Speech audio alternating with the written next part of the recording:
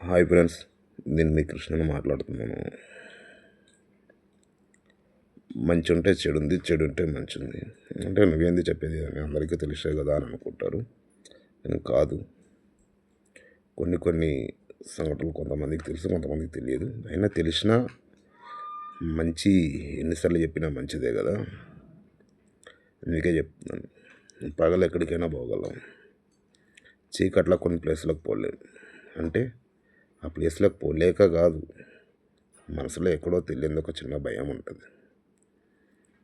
అక్కడ ఏదో ఉందని కొంతమంది పెద్దవాళ్ళు చెప్పినవి కనుక భగవంతుడు నైట్ని పగలను ఎందుకు పెట్టాడు? ఓన్లీ పగలే పెడితే మనం బతకలేం, ఓన్లీ చీకటి పెట్టినా బతకలేం. అలానే మంచి చెడు రెండూ ఉంటాయి. కనుక కొన్ని విషయాలలో మనమే దేనికైనా సరే పద్ధతులకు మనం కట్టుబడి ఉండాలా. మన పద్ధతిగా మనం నడుచుకుంటే ఏదైనా అంతా మంచి జరుగుతుంది ఎవరికైనా.